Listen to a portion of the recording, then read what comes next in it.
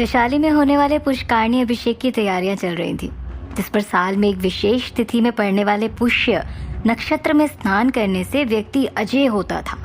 इस समय को वैशाली में उत्सव की तरह मनाया जाता था। 3 दिन का ये समय पूरे वैशाली के लिए बहुत महत्वपूर्ण था, परंतु इसमें स्नान करने के लिए उसी व्यक्ति को अवसर दिया जाता था जिसका चुनाव निर्वाचन सारी प्रजा के कहने पर होता था। इस वर्ष वैशाली में मंत्रियों द्वारा वत्स राजा उदयन को चुना गया था। राजा उदयन अपने स्थान से उठे ही थे कि वैशाली की प्रजा ने आम्रपाली की जय जयकार करना शुरू कर दिया था। आम्रपाली की जय जयकार सुनकर वहां उपस्थित हर एक दिग्गज व्यक्ति स्तब्ध था। सबके चेहरे के रंग उड़ गए थे। ये सब क्या हो रहा था, किसी को समझ नहीं आ रहा था। वहां की हवा में चारों तरफ आम्रपाली का नाम गूंज रहा था। राजा ने महामंत्री से पूछा, क्या हमारी सूची में आम्रपाली का नाम था भी? तो महामंत्री ने कहा, नहीं महाराज, देवी आम्रपाली का नाम कैसे हो सकता है? किसी नगरवधु को इसका हक दिया ही नहीं गया। सभी राजाओं ने वैशाली के राजा से कहा, महाराज, आप ये क्या कर रहे हैं? हमें बुलवाकर हमारा अपमान करने की क्या आवश्यकता थी? अब राजा महाराजाओं को छोड़कर एक नगरवधु का पवित्र पुष्कारणी में अभिषेक होगा? राजगुरु भी वहां उपस्थित थे। उन्होंने भी उठी चिंगारी को हवा दे दी और कहा, बड़े बड़े दिग्गज राजा के होते हुए प्रजा का नगरवधु का नाम पुकारना, ये तो उनका अपमान करना हुआ। महाराज, इन्हें शांत कराइए, अन्यथा युद्ध जैसी परिस्थितियां भी उत्पन्न हो सकती हैं। वहीं उपस्थित एक राजा ने उनकी बात सुन ली, जिससे वो वैशाली के राजा के बोलने से पहले ही बोल उठे, हाँ महाराज, अगर पुष्कारणी में यहाँ उपस्थित किसी राजा या रानी को स्नान का अवसर नहीं मिला तो नगरवधु को भी स्नान नहीं करने दिया जाएगा।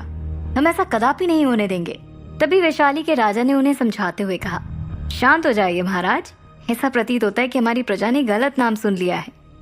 ऐसा कहकर वैशाली के राजा अपने स्थान पर खड़े हुए और अपना ऊंचा स्वर करते हुए बोले, शांत हो जाइए सभी, सूची में देवी आम्रपाली का नाम नहीं है।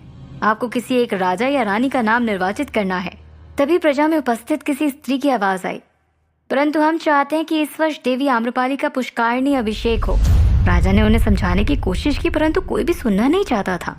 आम्रपाली ने जब सुना कि लोग पुष्कारणी में उसका अभिषेक करवाना चाहते हैं तो वो सरना के साथ उस स्थान पर आ गई जहां सभी राजा और रानियां उपस्थित थे।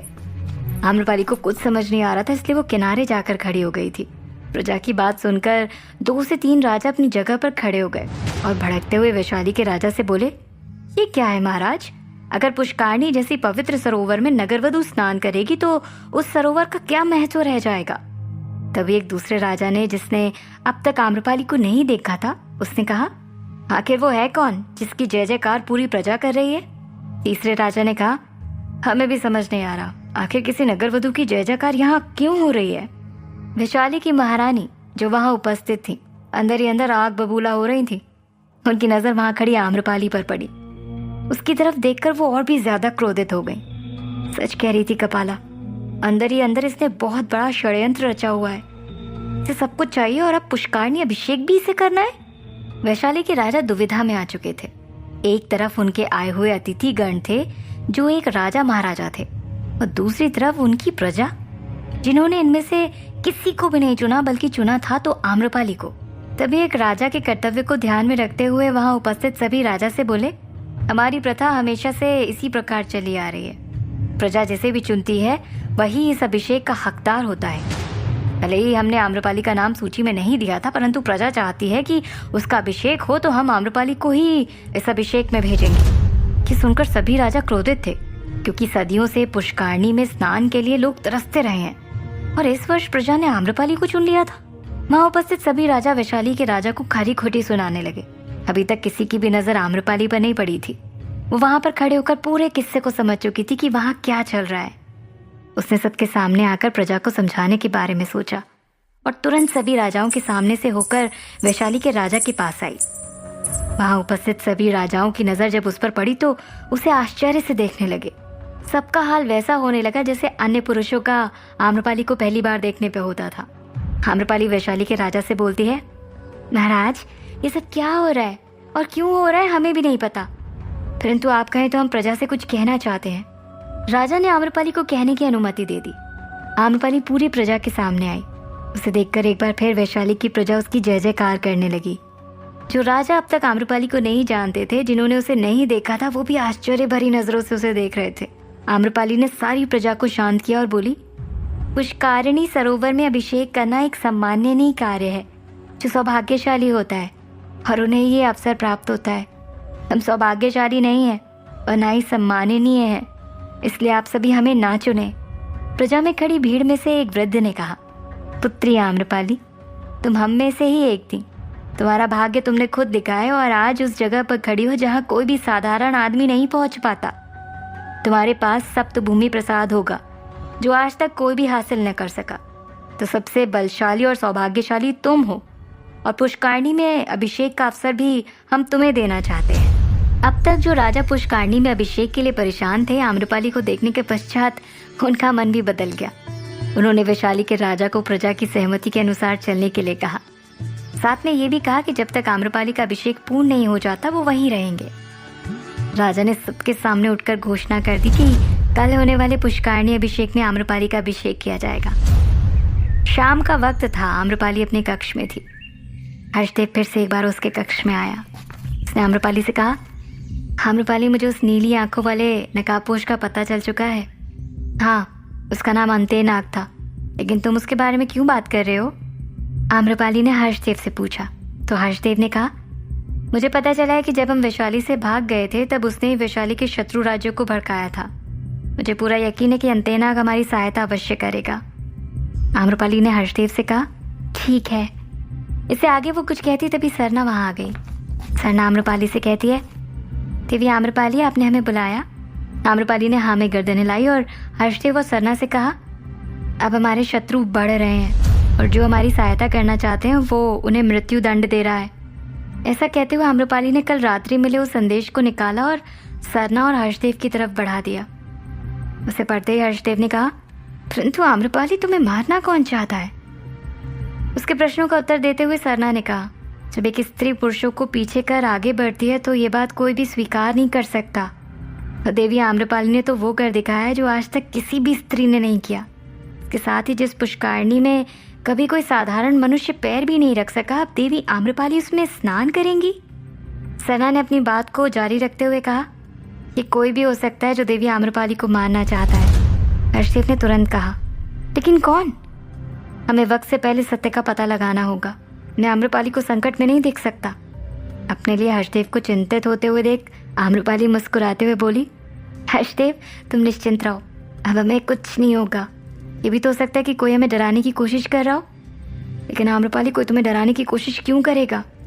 क्योंकि हमें मारना कोई भी नहीं चाहता। सबको हमारा देह चाहिए। अगर हमें मार ही दिया जाएगा तो उसकी लालसा कैसे पूर्ण होगी? हर्षदेव झट से बोला, ठीक है, मैं तुम्हारी बात को स्वीकार करता हूँ। अगर कहा जाए तो वैशाली के पुरुष जिन्हें तुम्हारा देह चाहिए वो तुम्हें मारने की कोशिश नहीं करेंगे, परंतु वैशाली की स्त्रियों का क्या? उन्हें तुमसे क्या मिलेगा? तो हो सकता है वो तुम्हें मारना चाहती हूँ। हर्षदेव की बात को सुनकर सरना और आम्रपाली दोनों ही सोच में पड़ गए।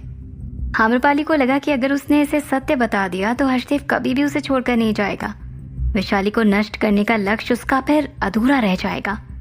मृत्यु तो लिखी है हर्षदेव, आज नहीं तो कल मुझे मरना ही है, और अब तो मैं हर रोज तिल तिल करके मरती हूँ। ये सोचते ही आम्रपाली ने हर्षदेव से कहा, तुम बेवजह ही चिंता कर रहे हो। तुम एक नगरवधू है और हमारी सुरक्षा की कड़ी व्यवस्था भी है। हमें कुछ नहीं होगा और सरना भी तो है हमारे साथ। ऐसा कहते हुए आम्रपाली ने सरना की तरफ देखा। सरना ने हर्षदेव से कहा, तुम निश्चिंत रहो हर्षदेव, देवी आम्रपाली की अंगरक्षिका हैं हम, उन्हें कुछ नहीं होने देंगे। लेकिन अब अगर तुमने महल के अंदर आना बंद नहीं किया तो हम देवी आम्रपाली की बात नहीं मानेंगे और तुम्हें बंदी बनाकर कारागृह में डाल देंगे। मजाकिया लहजे में कहते हुए सरना मुस्कुराने लगी और हर्षदेव वहां से चला गया। उसके जाते ही सरना का चेहरा गंभीर हो गया और वो आम्रपाली से बोली, देवी, ये संदेश आपको कहाँ से मिला? हम इसे साधारण समझकर या किसी बच्चे की क्रीड़ा समझकर नजरअंदाज नहीं कर सकते। संदेश में किसी ने आपको जताने की कोशिश की है कि आपके प्राण संकट में है। इसका तात्पर्य साफ है कि आपके शत्रु आपको मारना चाहते हैं। आम्रपाली ने सरना को रात्रि की सारी बातें बताई, लेकिन उस दासी के बारे में नहीं बताया जिसने उसे वो संदेश ला कर दिया। सरना इसके बारे में पता लगाने का कहकर वहां से चली जाती है। इधर महाराज अपने कक्ष में थे और कल की पुष्करणी अभिषेक की सारी तैयारियां देख रहे थे। तभी महारानी वहां आई। उनकी आंखों में क्रोध और जलन साफ दिखाई पड़ रहा था। वो महाराज से बोली, क्या चाहते हैं आप महाराज? कि एक दिन हमारी जगह वो आम्रपाली बैठ जाए? महारानी की आवाज सुनकर राजा ने उसकी तरफ देखा और कहा, क्या हुआ महारानी, आप इतनी क्रोधित क्यों हैं? महाराज, जो भी कुछ चल रहा है वो सब आपको दिखाई पड़ रहा है, परंतु आप आंखें बंद करके कैसे बैठ सकते हैं? महारानी, आप कहना क्या चाहती हैं? खुलकर कहिए। महाराज, आम्रपाली एक नगरवधू है और उसे वो सब कुछ दिया जा रहा है जो कभी किसी महारानी को भी नहीं मिला। आज जो भी कुछ हुआ उसे ये सिद्ध हो चुका है कि आम्रपाली का दर्जा अब आपसे भी ऊंचा हो गया है। उस आम्रपाली ने षड्यंत्र रचाया है, एक ऐसा जाल बिछाया है जिसमें आप फंसते ही चले जा रहे हैं। महारानी का गुस्सा महाराज समझ चुके थे। उन्हें समझाते हुए वो बोले, हम वही कर रहे हैं जो हमें उचित लग रहा है। ये बात आपको भी पता है कि कोई व्यक्ति राजा तब है जब उसकी प्रजा है। जहाँ उसकी प्रजा है वहीं उसका राज्य है। एक राजा अपनी प्रजा की खुशियों के लिए राजा बनता है और हमारी वैशाली की खुशियां आम्रपाली में बसी हैं। महाराज ने बड़े ही साफ और सरल शब्दों में महारानी को समझा दिया था, लेकिन एक स्त्री का मन इतना चंचल होता है कि जब उसकी कल्पना उसकी सोच से ज्यादा बढ़ जाती है तो वो उसी को अपना संसार समझ बैठती है। इस वक्त महारानी के साथ भी कुछ ऐसा ही हो रहा था। लेकिन महारानी महाराजा को समझाने की कोशिश करना चाहती थी, परंतु महाराज ने बिना कुछ सुने कहा, महारानी बस कीजिए, आपकी कोई भी बात सुनने का वक्त नहीं है अब हमारे पास, इसलिए उचित होगा कि आप अपने कक्ष में जाएं। महारानी राजा के ऊपर भड़क कर वहां से चली गई, लेकिन उनकी बातों का असर महाराज पर भी हुआ था। उनके जाते ही राजा ने एक सैनिक को बुलवाया और कहा, देवी आम्रपाली को सूचित करो कि आज रात्रि हम उनसे भेंट करना चाहते हैं, वो हमारे आने की प्रतीक्षा करें। आखिर महाराज अब क्या करने वाले थे? क्या महारानी की बातों का असर उन पर हो चुका था? क्या होगा पुष्करणी अभिषेक में? क्या उस संदेश के अनुसार वाकई आम्रपाली की मृत्यु का षड्यंत्र रचा जा रहा था? जानने के लिए सुनते रहिए।